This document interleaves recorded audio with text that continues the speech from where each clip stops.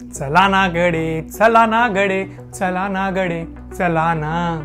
या गाण्याशी, या चित्रपटाशी आपले किती इमोशन जोडले आहेत ते मी शब्दात व्यक्त सुद्धा करू शकत नाही. माझ्या आदल्या व्हिडिओमध्ये पण सांगितलं होतं की नवरा माझा नवसाचा हा एक कल्ट क्लासिक मराठी चित्रपट आहे आणि हा कितीही वेळा टेलिव्हिजनवर आला तरी आपण तो चित्रपट बघणारच. त्याचा टोन थोडासा लो वाटत असेल तुम्हाला आणि त्याचं रिझन म्हणजे या चित्रपटाचा टीजर. खूप एक्सपेक्टेशन्स होत्या माझ्या टीजरकडून, बट टीजर बघितल्यावर नेमकं मला काय वाटलं आपण या व्हिडिओमध्ये पुढे डिस्कस करूया. तुमच्या सर्वांचं स्वागत आहे माझ्या चॅनल माय व्ह्यूवर. माझं नाव तनिष षडकर आणि आज आपण रिव्ह्यू करणार आहोत नवरा माझा नवसाचा 2 या फिल्मच्या टीजरला. पण मराठी सिनेमा आणि सिक्वलचं नातं काही खास नाही. दे धक्कामध्ये आपण बघितलं की कशी दे धक्का 2 मध्ये त्या पूर्ण चित्रपटाची वाट लागली. अक्षरशः मला बघवत नव्हतं की काय चाललंय स्क्रीनवर. एका मोठ्या कल्ट क्लासिक चित्रपटाचं हे काय करून ठेवलंय. आणि आता नवरा माझा नवसाचा 2 या फिल्मचं टीजर बघितल्यावर पण मला असंच काहीतरी वाटतंय. ऑफकोर्स हा फक्त चित्रपटातला 1 मिनिटचा क्लिप आहे आणि मे बी फिल्म खूप चांगली असू शकते, इव्हन ट्रेलर कट खूप चांगला असू शकतो. पण हा जो टीजर आहे ते बघताना मला काय फील झालं ते आज मी या व्हिडिओमध्ये सांगणार आहे. पहिल्या चित्रपटामध्ये बाबू काल्या 80 कोटींचे डायमंड जे आहेत ते त्या पुतळ्यात लपवतात आणि त्याच्यानंतर होतो सगळा कांड.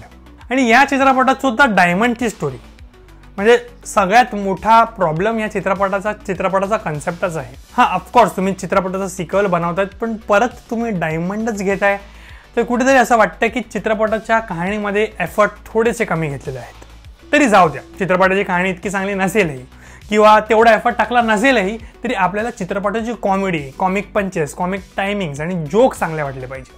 पण या पूर्ण टीजरमध्ये मला एकही जोक इतका चांगला वाटलेला नाही की जिकडे मी खुलून हसलोय, इव्हन मी खुलून स्माइल केलंय असं सुद्धा मला हा टीजर पूर्ण बघताना वाटलं नाही. तिसरी गोष्ट मधल्या चित्रपटाची प्रोडक्शन क्वालिटी ती खूप कमी वाटते. जर तुम्ही कुठला एखादा हिंदी चित्रपट बघाल तर पार्ट 1 पेक्षा पार्ट 2 हा खूप मोठा असतो.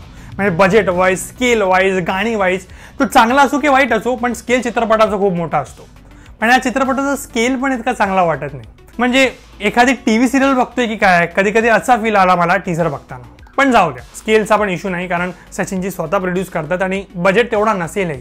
पण जी मजा या टीजरमधून यायला पाहिजे ती मजा कुठंच मिळाली नाही. चित्रपटातले जोक चांगले वाटत नाहीये, ट्रेलर कट बरोबर झालेला नाहीये, चित्रपटाची कहाणी रिपिटेटिव्ह वाटते आणि त्यामुळे ओव्हरऑल मला खूप डिसअपॉइंटमेंट झालंय आणि आता मला भीती वाटते की या चित्रपटाचा पण दे धक्का 2 सारखं नको व्हायला. जर तुम्ही व्हिडिओ इथपर्यंत बघताय ना तर नक्कीच कमेंट करा की तुम्हाला व्हिडिओबद्दल काय वाटतं आणि सबस्क्राईब करा कारण तुमचा एक सबस्क्राईब खूप इम्पॉर्टंट आहे. पूर्ण घामाघूम झालोय, पंखा बंद आहे, दरवाजे बंद आहे आणि ते सगळं फक्त या व्हिडिओची क्वालिटी वाढवण्यासाठी, साऊंड क्वालिटी चांगली देण्यासाठी. तर तुमच्या भावाच्या एफर्ट्सला कन्सिडर करा, कमेंट करा, सबस्क्राईब करा आणि या चॅनलला पुढे घेऊन जाण्यामध्ये मदत करा.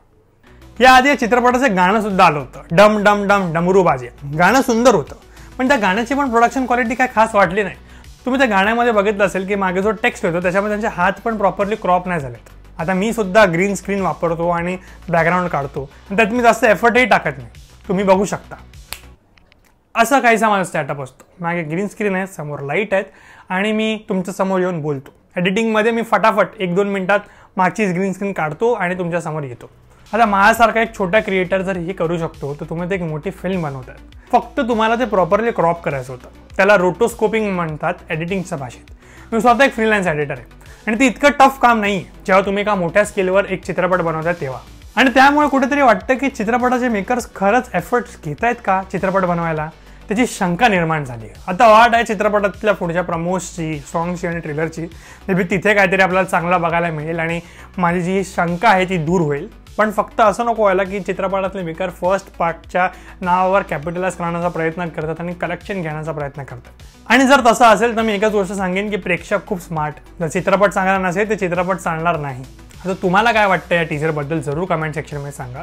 तुमचं दुमत नक्कीच असू शकतं. या व्हिडिओमध्ये जे शेअर केलं ते माझं ओपिनियन आहे. माझे एक्सपेक्टेशन्स मे बी जास्त असतील पण जर तुम्हाला आवडलं असेल, न आवडलं असेल, माझा व्हिडिओ आवडला असेल, नाही आवडला असेल, काही असू दे, निगेटिव्ह पॉझिटिव्ह कमेंट करा आणि सबस्क्राईब करा तुमच्या भावाच्या चॅनलला कारण एक सबस्क्रायबर खूप इम्पॉर्टंट आहे आणि मला मोटिवेट करतो पुढे व्हिडिओ बनवण्यासाठी.